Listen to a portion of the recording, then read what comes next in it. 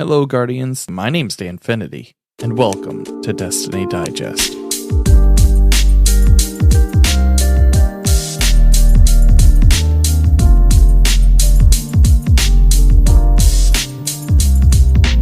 This week on the show, we have Star from D2Clarity. They help out with D2 Foundry, as well as DIM and several other services around the Destiny community. Really insightful conversation. So worth a listen after the jump. I just wanted to say thank you guys so much for listening to the show, for sharing the show with your friends. Remember that you can rate and review on your podcast platform of choice. And if this is worth anything to you, and you want to help keep the lights on, a couple bucks a month, head on over to coffee.com/Danfinity. That is ko-fi.com/Danfinity. All the links are in the show notes. Once again, just thankful that you're here. Without any further ado, enjoy this conversation with Star.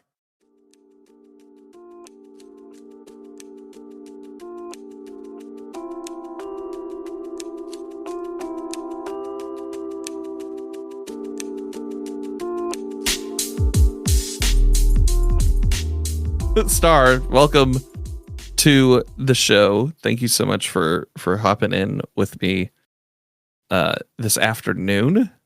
How's your day going? Afternoon, technically. Yeah, it's going great. Mostly just prepared a bit for this, just going through what we're going to talk about and my thoughts on a few topics that I wanted to lay out before I give my opinion in a way that's going to be even dumber than I would otherwise. So that's been my day, basically. Yeah. Thankfully, I'm at home today entirely, so just had a bit of time to reflect and just enjoy myself. Heck yeah. This is your first show, right? Absolutely, yes. Yeah, okay. Well, Zero experience. Glad to have you. Yeah. I hope to make you feel welcome. Welcome in this space. If you're I do feel welcome already. Good. It's great. Man. All right. So, what got you into Destiny? Well, basically my friend, like 2 years ago, basically. So why am I saying basically so much? I don't know. But yeah, that's really what happened. He broke the golden rule of Destiny 2 players, which is to not get your friends into playing the game. Unfortunately, he did. And then he quit. So now I'm stuck. And that's quite unfortunate. So that's where we're at. And that's really it. Then I just stuck around because the gameplay was fun and there's a lot of good people in the community. Yeah. A lot of people seem to discredit for some reason, just based on the bad people. Yeah. I don't know why. There's a lot of good.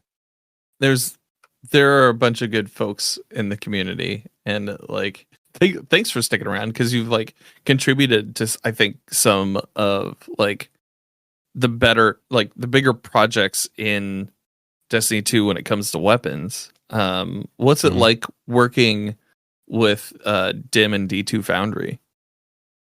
It's nothing really complicated, really. We just really maintain a database which has all the info.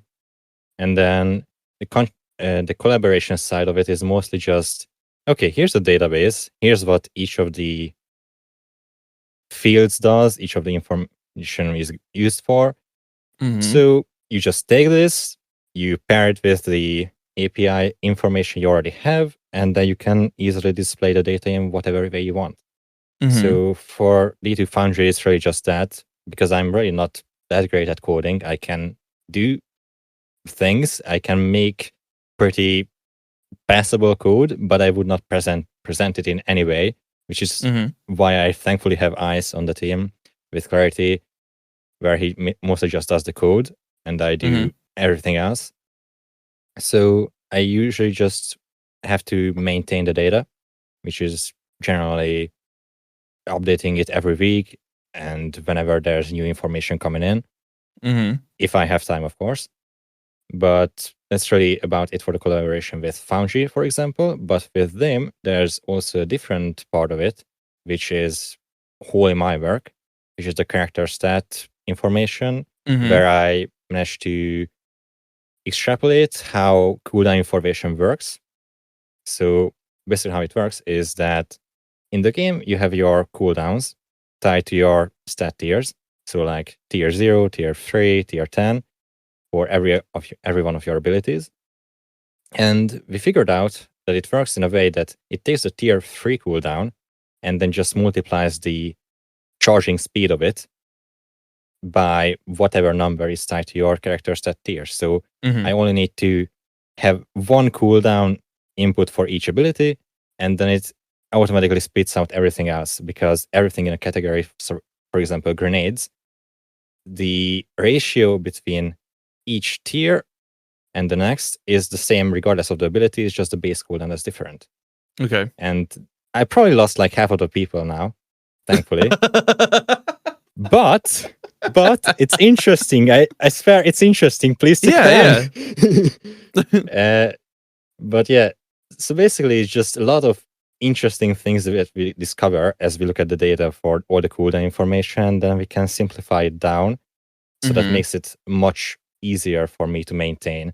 And that was a lot of fun to figure out for Destination Manager, for example. And the story behind that entire project for me is that I looked at the character stat tooltips, and there's that one line at the end of many of them, which is stasis abilities charge slower than arc, solar, void, and now strand. They added strand too, even though it's completely wrong. So I looked at that and I said, well, fuck. That's not good. I hate that. Why is it there? So I basically just made an entire project out of spite because I was mad with the game. And now we have cool information in other apps like them.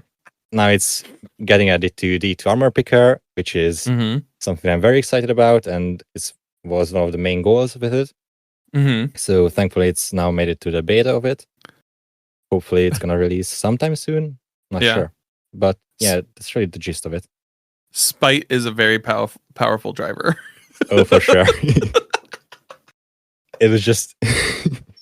I always laugh about that because like I started this year looking at that. I went into them saying, okay, is there a reason that's there? They told me that's in the API. There's the description we get from the API, so I can't really do much about that. And I said, that's not great. And now we're here. Half a year later, it was added to them. I'm glad, but it's very odd. There's so many fun stories here. It's just a lot of fun and a lot of suffering in the meantime, but it's just always worth it in the end. So what? Okay, so that was just for abilities. Like, what is there a specific weapon that maybe drew some blood from you during this project? Yeah, not during this project, but the one thing that really pissed me off was fusion rifles before the zoom changes. Because their zoom worked in a way where I believe 15 zoom was their baseline, but that wasn't 1.5x magnification, it was 1.3x. Because it just was lowered, so they don't have so much range in it when you're aiming down sights. They wouldn't get out of hand in PvP. But it didn't stop there, because increasing the zoom by 1, so like 16, that doesn't take it to 1.4x, for example. No, it takes it to 1.32x. It's like they just arbitrarily changed the zoom up completely without really any information on it. And then that didn't even apply to the magnification itself, really, at least not reliably. It's like you zoomed in more than you were actually getting range from it. And that was just very annoying. But thankfully, I never had to really do the damage fall-off testing much in this community. It was usually handled by other people. So thankfully, that didn't really have to annoy me as much as the ability info that we have. But really, that's about it for annoying weapons. Other ones usually are fine. Oh, right. There's one more. There definitely is one more. But it's not really annoyance with the testing. It's just the annoyance with how it works, which is 900 RPM machine guns. I tried reviewing them in PvP recently because, like, I did a review of the season 19 season 22 season of weapons. I somehow went back in time 3 seasons for some reason. Well, anyway, I tried to find a PvP role for it. So I went into PvP, tried to test it out, and I was noticing that the recoil is very weird. So I took it into private match to just try to figure out how it works. And lo and behold, the first 10 bullets, basically, or maybe 9, I don't know. But those just basically went in a circle around where I was aiming. So it went left, then up, then right, in a very, very unreliable fashion, very reliably bad fashion. So it was just completely unusable for anything you want in PvP. Because you hit the first shot, and then the rest of them just go around the enemy's head, and then you can control it again after those 10 shots, because then it just chills out. And I don't know why they made it that way, but that instantly makes 900 RPM LMGs completely unusable for PvP. And then I said, okay, you know what? That's actually pretty good, because I don't need to review it for PvP as much. And then I was happy, but it takes something it's still bad. Yeah. It's such a dumb mechanic, but it is what it is. Yeah. What weapons do you enjoy using in Crucible, like, from your findings? Really all of them, honestly. But what I've been trying to use mainly recently was snipers. I've usually been a sniper main. But the thing about it is that for the last few months, I haven't been keeping up with my aiming skills, really. So I miss more often than I would like to admit, despite being a very high-end player. Yeah. So I hit the craziest shot, then I don't hit anything for 3 rounds in trials, and then I hit a crazy triple kill with my sniper and hand cannon, and then I'm back to bad again. So I've been trying to work on my consistency a bit, and that's why I'm really sticking to snipers, really. And then I've been trying to use more of them as much as I can. And other than that, I've been glued to the Neomuna hand cannon round robin. It's so fun, and we still have the seasonal artifact perk, which increases the damage of the rockets it launches. I still need to get that crafted. Which is so enjoyable in PvP, when you can just 2-tap a Guardian. They survive because they have, 10 resilience, so kill clip doesn't kill them. But the rocket goes out, finds them, explode. It's so satisfying. I just really can't put that weapon down. But I recently did try Igneous Hammer as well, and that gun should probably be borderline illegal. I don't know what it is about that gun, but it does things that a hand cannon probably shouldn't be able to do. Okay. Like what kind of things? It's way too easy to use. Okay. I don't understand it. Like, I'm not even trying to hit people, and I hit people in the head 3 times in a row. Like, is it like a magnetism? Kill people with it. Maybe. I can't really figure it out, because magnetism is another topic that I really went deep into, because my friend basically pioneered that whole discussion before leaving. And what he did was he figured out how aim assist, accuracy, reticle friction, which is also part of aim assist, but that's a different story. All of that works from help from developers. Like, he had developer contacts before leaving, of course, so they could provide some insights on how things actually worked. So I made a whole document detailing all of that, and I really went deep into that because I had to make use of that information for my usual life of just being in Destiny Science and answering questions for people and helping creators and all that. So it came in useful for that part of my quote-unquote job. So yeah, magnetism should not be the defining part of that, but I don't know what is. That gun just feels different. It's just built different. I don't know. Mm-hmm. It just Deterministic pulls. recoil probably helps, but I just don't know why it's that good. Other than just the stats being way too good. So, I talked about this a little bit earlier, like in our pre-show conversation, but like when I said like one of the questions I had come up for you was like what is something that surprised you the most in your findings? You said nothing really surprised you. Is it because every weapon type kind of has its like something in print and you can kind of see what it's intended to do even before the perks come out? Oh yeah. Or yeah, definitely.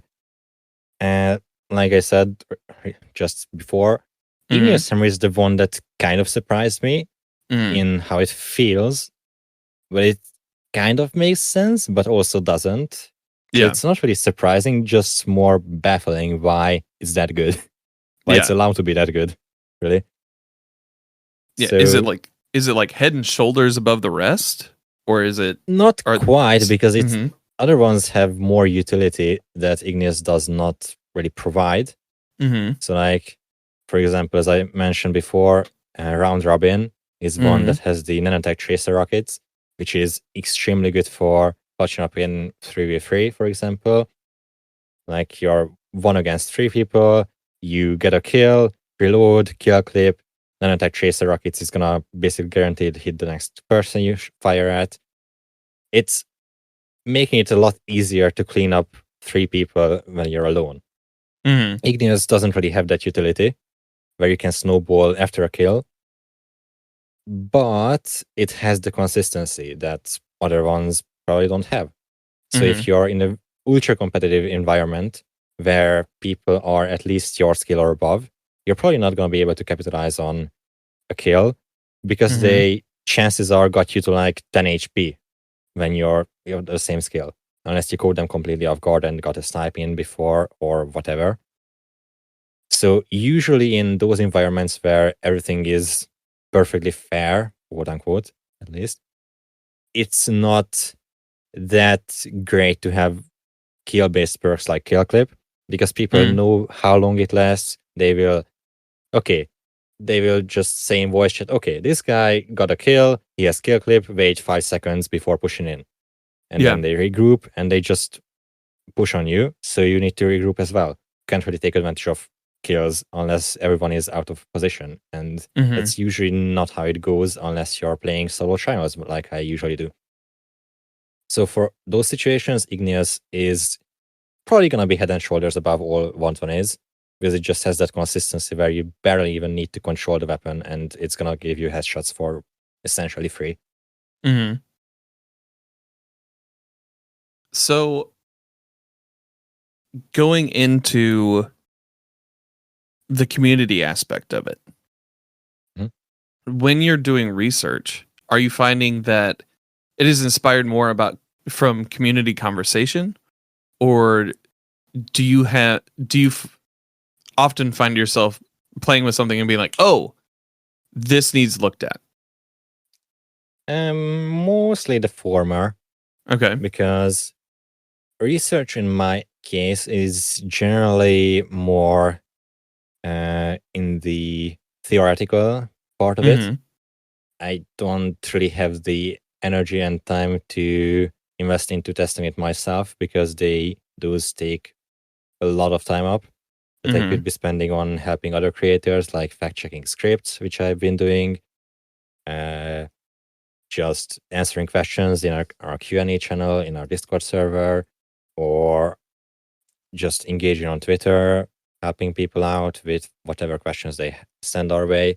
So like I have a lot of these other, I would say, obligations almost that are voluntary on my end that I would probably be better off spending my time on them instead of testing things myself. But there are a lot of things that I look at. Okay, this probably needs testing.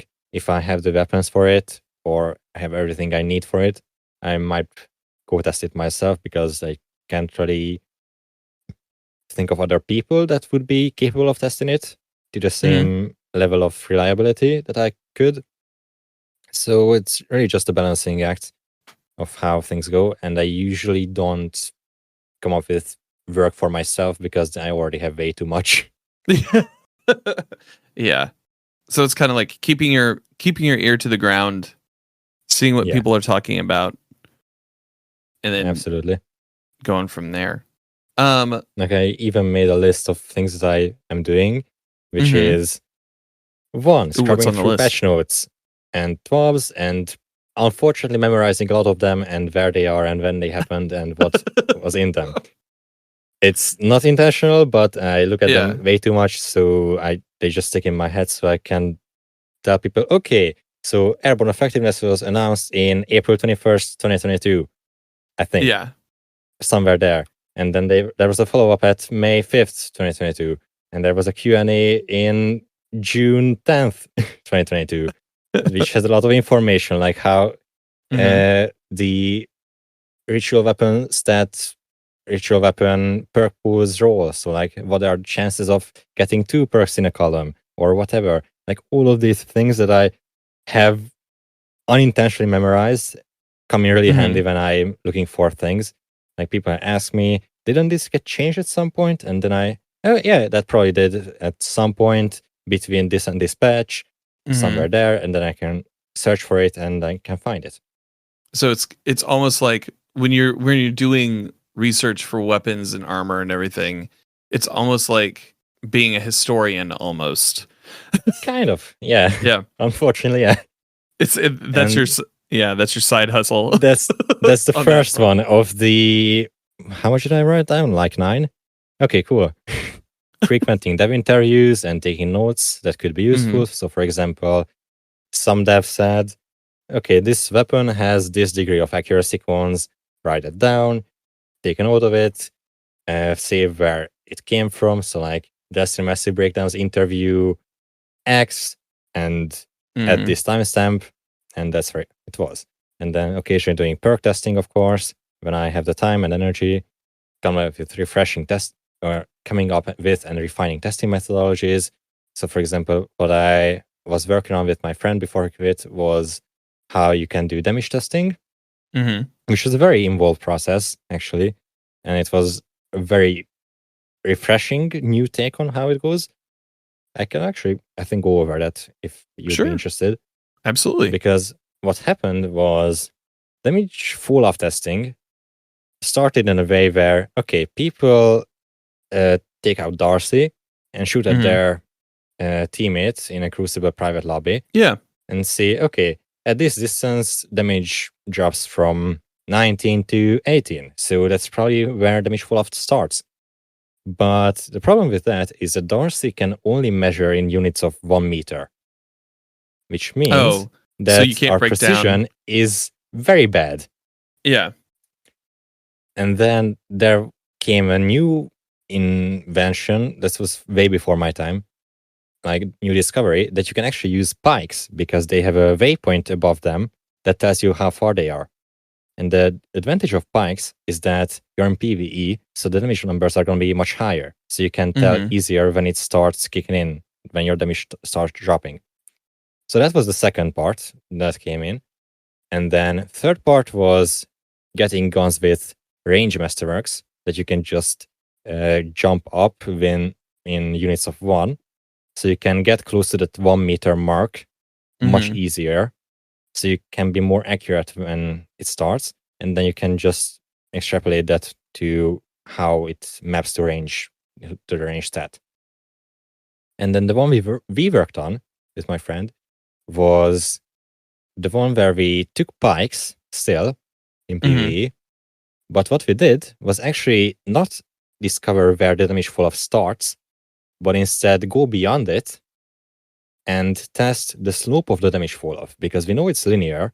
So it goes from like 1,000 damage to 500 damage at over a certain distance. In that distance, but we can, okay, let me just restart that sentence. Within that distance from, let's say, 20 to 30 meters, where the damage fall-off happens before it bottoms out, we can just take multiple measurements at perfectly 1 meter units, and then we can calculate the slope of it. And from that slope, because we basically only measure that even 1 meters in 1 meter distances, those measurements are generally pretty accurate. And using those, using the slope, we can calculate where damage fall-off starts and also where it ends.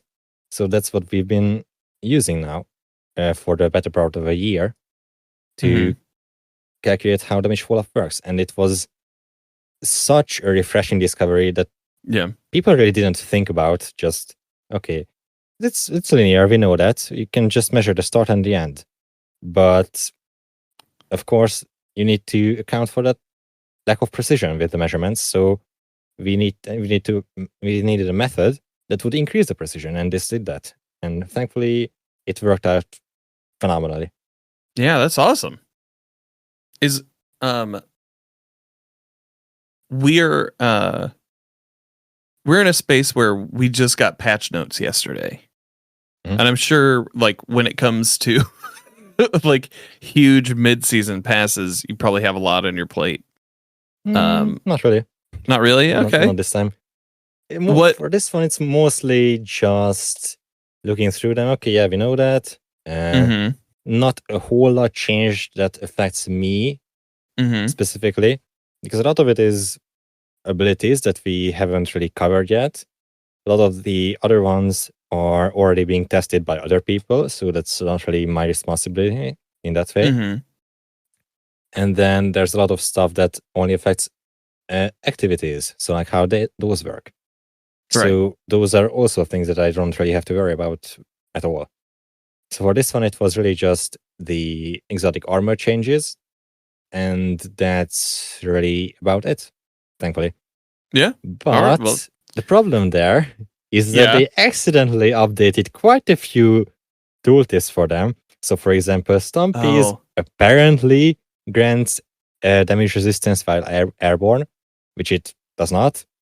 So these are like, they probably messed up and merged the season 23 tooltips into the mid-season patch without actually bringing in the changes. So now we have a lot of information of what is going to happen. Yeah. And we discovered it because of Syntheseps, which had the tooltip that was meant to be the season 23 info for it, but it apparently did not get changed at all. So we can reasonably guess that the other ones didn't get changed either. I don't quite know, but like when Bungie messes up, it makes it a lot weirder for me. Because then, okay, what was the deal here? You just made something that's not the case, but like one example of this was when they introduced Cenotaph Mask, which had a very inaccurate description, and then we made a whole Twitter thread about it, saying, okay, this is how it actually works. This is completely wrong. Not sure why it's even written that way. Probably forgot to change the tooltip after a change to it in the backend. We don't know what happened, but yeah, like the only really problematic things that happen with these balancing sweeps is when they say flat out wrong things, and then you don't really know what to do with it. So you need to test way more than you would otherwise if it was correct, because you just can't trust what they said now. So you need to verify everything about it. That's really the only really problematic thing. But yeah. Are there any weapons from this season or this event, Festival of Lost, that you're looking that you've enjoyed using in your testing, or in Festival of Lost's case, like that you've been looking forward to? Nothing in particular, really. Mm-hmm. Like Festival of the Lost is something I haven't really been able to try out yet. I haven't had the time. Yeah, it just came out yesterday. So yeah, so that's a bit unideal. But I am trying to get a macabre or macabre if I want to make the British and French a bit more satisfied by this entire thing. It's macabre. It's always been macabre. It always will be. I think Ascendant Nomad would have quite a few words to say to you about that one. I'll message him later. I'll message him later about it. I'm sure it'll be fine. But yeah, I'm trying to get finally a decent aggressive frame sniper for PvP. For PvP, aggressive frame snipers are called Succession, and that's the end of the story. Yeah. So, like, there's not a whole lot to look forward to, in my opinion. The new GL is cool, but yeah, like, there's nothing really to write home about it. It's really just a reskinned Regnant. It suffers from like, I think Ascendant Nomad. I haven't watched his video yet on this, and I probably should have in preparation for this interview.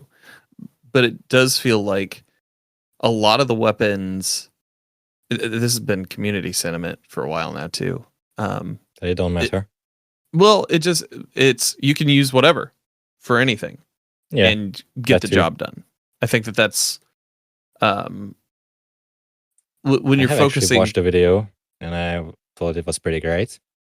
Yes, things about it were things I was thinking for many years. A lot of things I don't necessarily agree with. It felt like more apathy about the game state itself and how difficult it is to make content for it nowadays.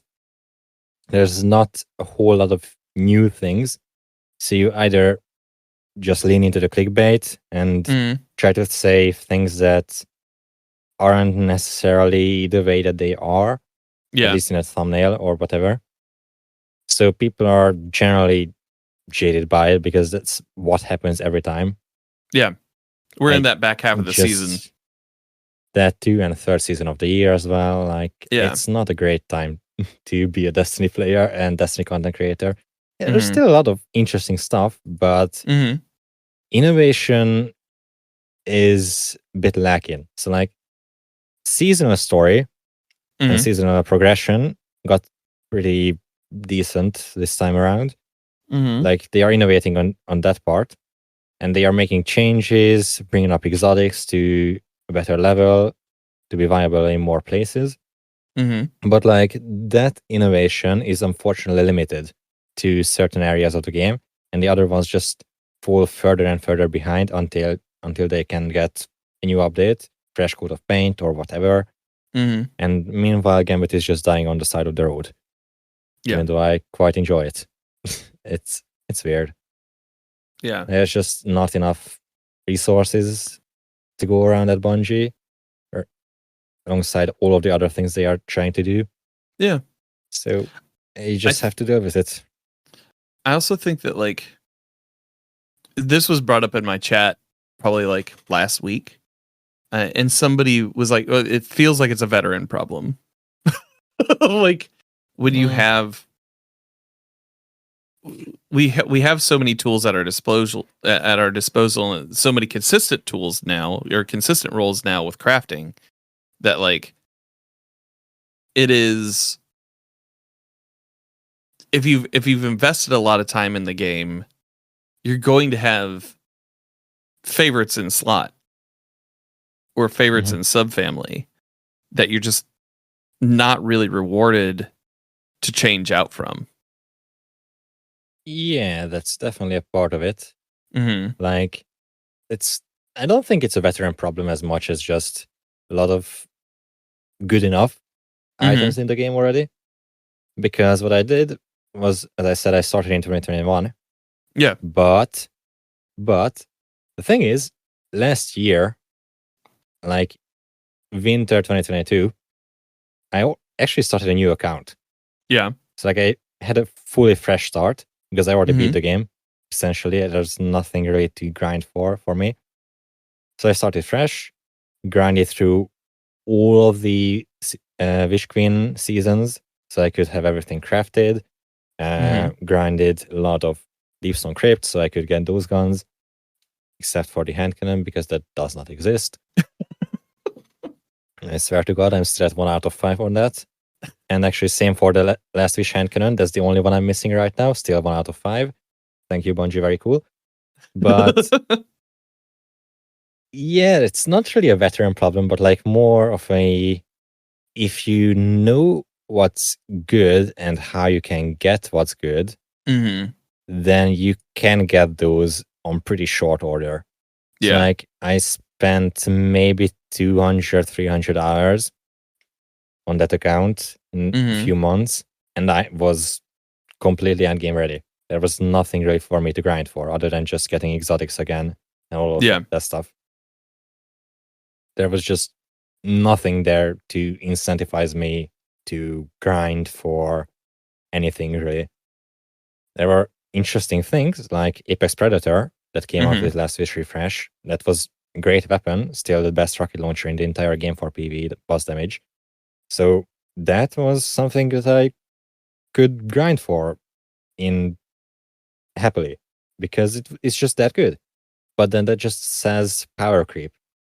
If they want to make me grind for something that introduces power creep and that makes new other things of the same archetype even less appealing to anyone.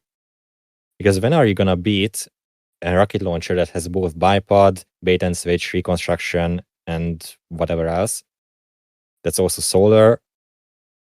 When you have using it, so harmonic, everything works on it. So there's just not a whole lot that can beat that. So unless you're going for feel, which is completely valid in my opinion, then you don't have much of an incentive to grind for really anything that's not out of bound. If the weapon is not overpowered, then you don't need it because you already have other weapons in the same slot that are overpowered. So you don't need it. Weapon feel is something too that like is like for me personally, it is very important when I'm using something. I'm way more likely. I'm looking at Dim right now.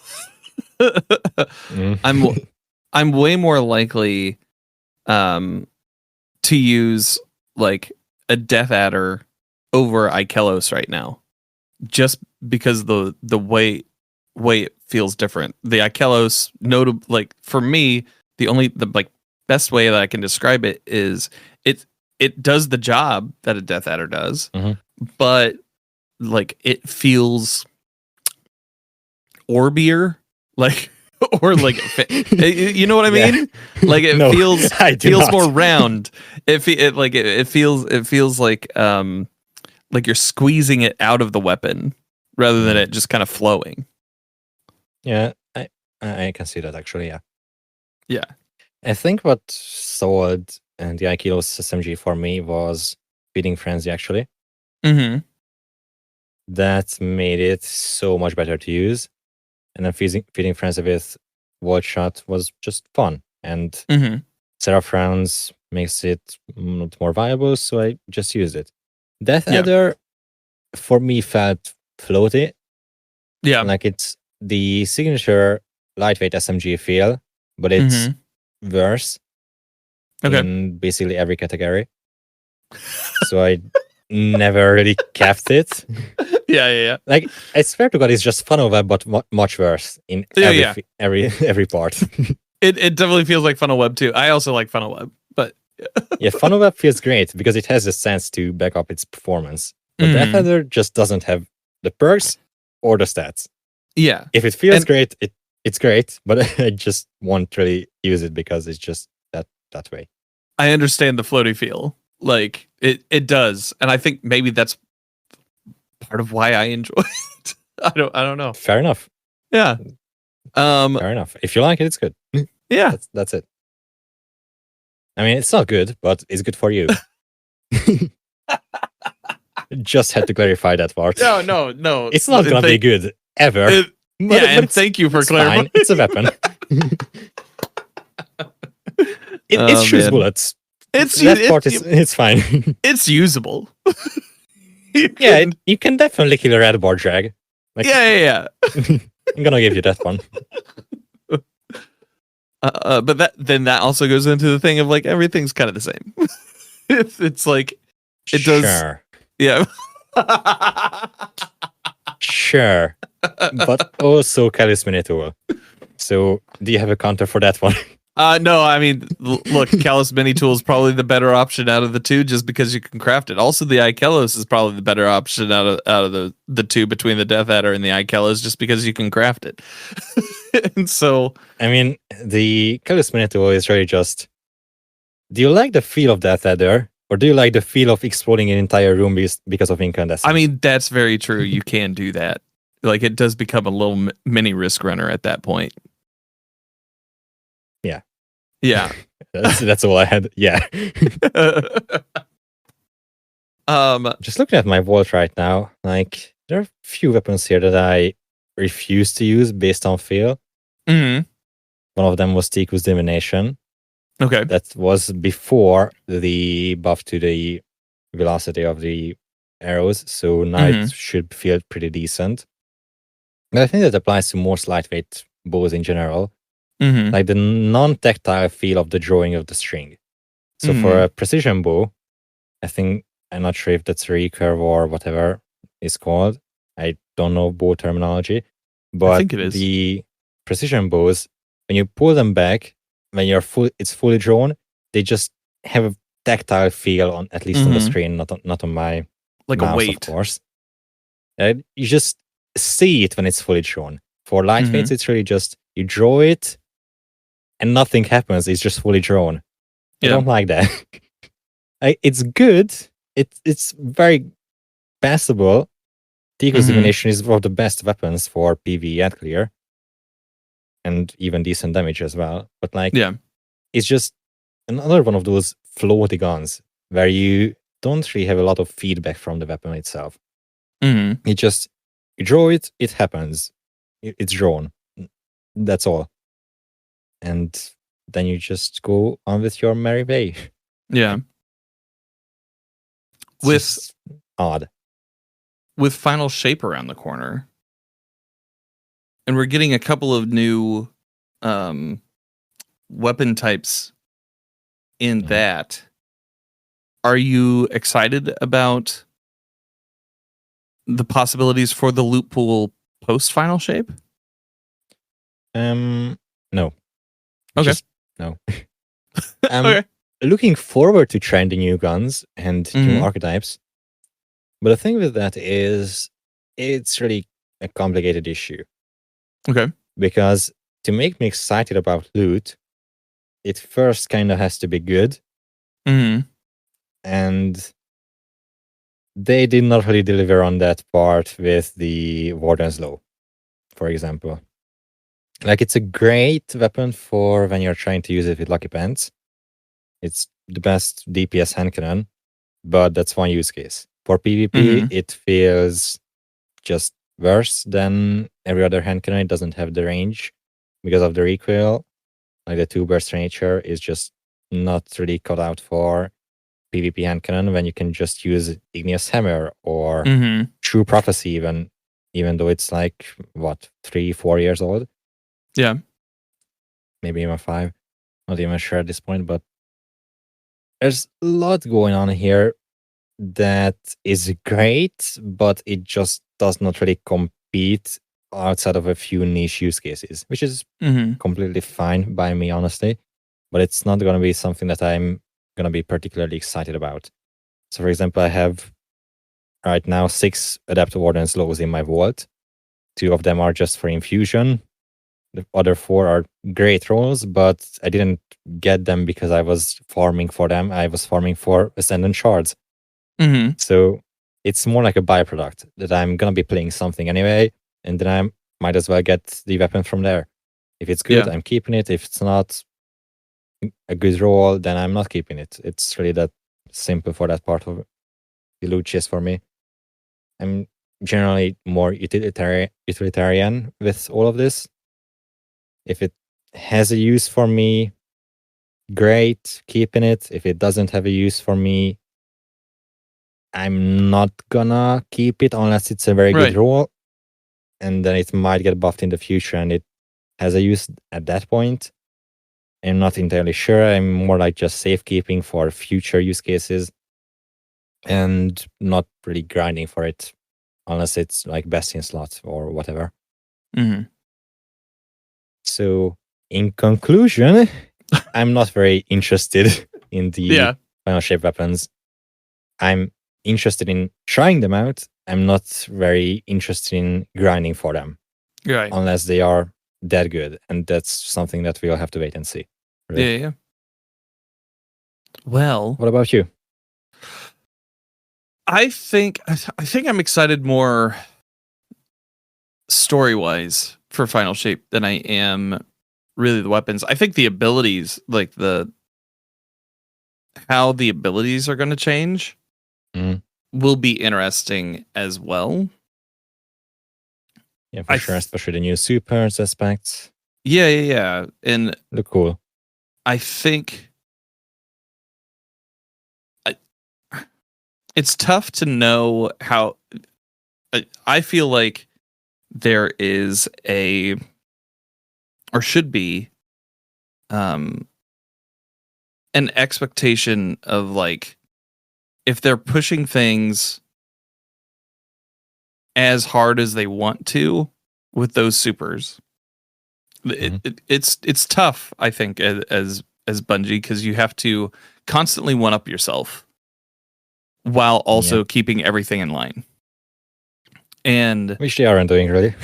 Yeah, I think in some aspects they're trying. I think when it comes to Checkmate, I haven't played the mode myself yet, but I've heard people talking about like how that feels and how I guess that's probably the more balanced of the PvP sandboxes right now.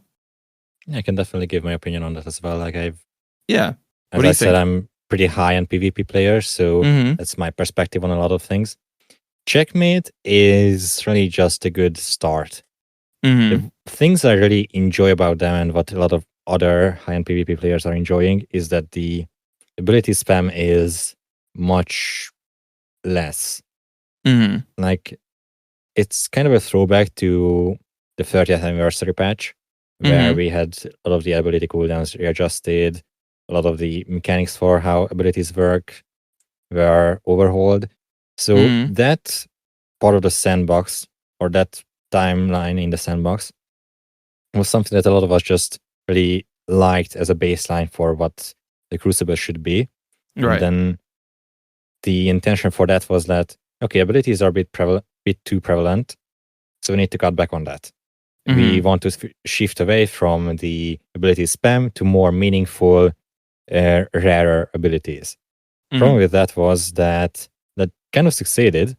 We have more meaningful abilities, but as we went into the Nightfall saga of the game, we are back again to ability spam because of all of the 3.0 subclasses, all the new exotics that were introduced, and all the exotics that gained more popularity alongside the 3.0 subclasses.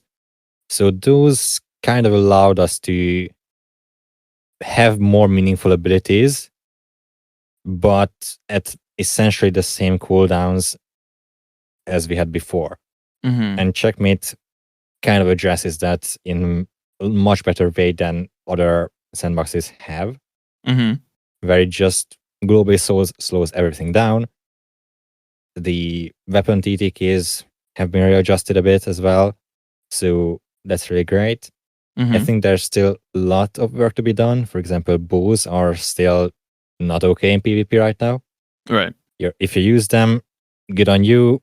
I'm gonna hate it, but it's all right. I've used bows as well. They are fun if you can make them work. If you can't, they are much less fun. So there's just a lot of moving parts there with Checkmate, and the one thing I really like that Bungie has been doing is that they are iterating on it and they are doing it fast. So the Crucible Strike Team or PvP Strike Team, whatever it's called, they've been just killing it.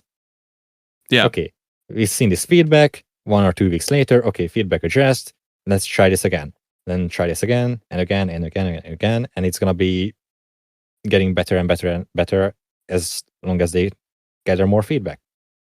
And that part was the one that was actually reassuring for me that okay, they actually are committed to this, not just before where we make a statement, we address a lot of the burning issues, put out the fires, but we haven't really accounted for all of the other teams working on abilities, armor, and whatever, where those are just gonna power creep what we just made good. So if they can keep that together, where they keep up the communication between the teams, that okay, this needs to be looked at and this needs to be readjusted. If the communication is there between the teams, like weapons, abilities, armor, and sandbox, other parts of the sandbox, then I think there's a lot of potential for Checkmate and the Crucible in general, which is something I would really like to see. Heck yeah. Well, so last question before we wrap it up here. If somebody were looking to get into the Destiny science community, as it were, what would their first steps be, in your opinion? I think ideally they should try to question their beliefs about things that may not necessarily be rooted in fact. So for example, one of the best examples I have for this is like the obsession a lot of PvP players have with accuracy, which is really not that big of an issue. Please stop recommending accuracy on everything. I swear to God, stop it. Because it's gotten to the point where everyone and their mother is recommending accuracy boosting perks for sniper rifles when their accuracy cone is like the size of a needle. So there's just a lot of things that we have ideas that we have that, okay, this thing is good on this weapon, so it must be good on the other weapons. Right. There's a lot of people that just don't really ask the question of why this might be good on this weapon. So that's one part of it. Other part of it for getting into Destiny Science is really just joining a Discord server, which is called the Destiny Massive Breakdowns Discord server. Yep. Fans of the show. Which is where basically all of the Destiny Science nerds hang out. We have a Destiny Science discussion channel where everything goes, science forum for all of the more niche topics. Like there's a topic for glaives, there's one for fusion rifles, there's multiple ones for boss damage and DPS, there's one for ability regen. There's just a lot of topics here in more organized fashion that you can look through, dig through, and just appreciate it for what it is. And most of the people here are more than happy to answer questions because really just want to educate people if they want to learn. If they aren't willing to learn and just continue spouting bullshit, as a lot of people unfortunately do, then there's not really a whole lot we can do about it. Like, for example, one of the things that I've been doing is making Twitter threads or X threads, if for some godforsaken reason people want to use that name for it.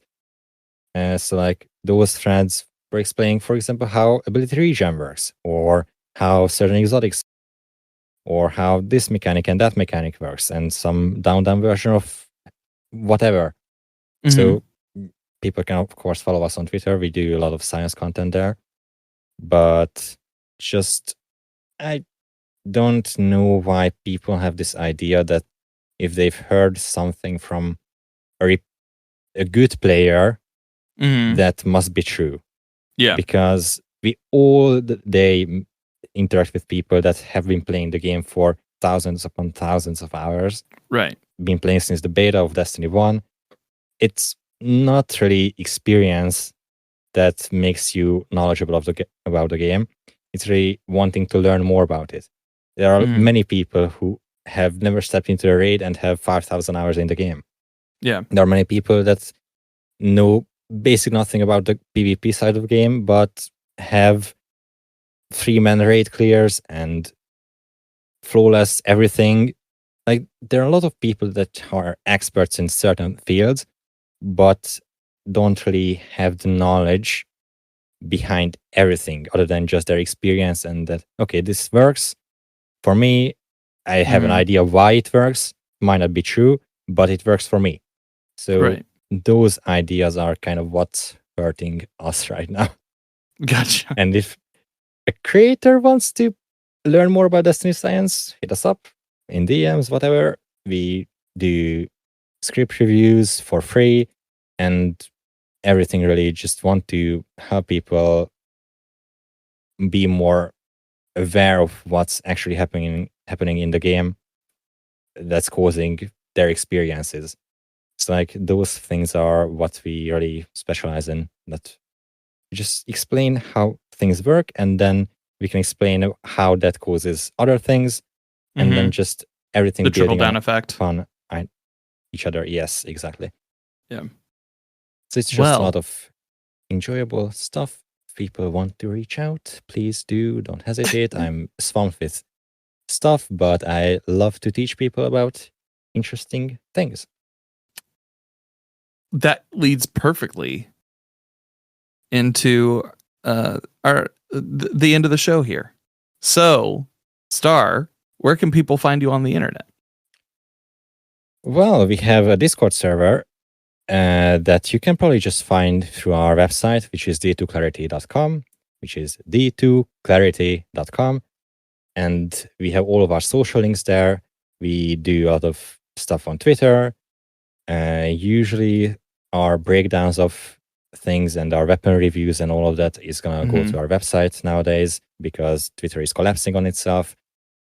But if you really want to reach out easily, then we have a Discord server that you can also find on our website. And we have a Q&A channel there. We keep people updated there. It's usually where you can find us.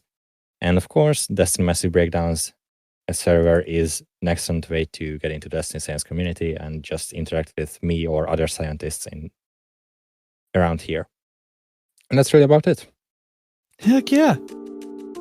Sir, thank you so much for being on the show. How do you feel? It was so fun. I'm still anxious. Social anxiety is freaking killing me, but yeah, it was great. My name is Danfinity. You can find me on Twitter and the Instagram and the TikTok at DanfinityGG. You can also find me on Twitch 3 days a week, twitch.tv/Danfinity, helping Guardians out with in-game activities in Destiny 2.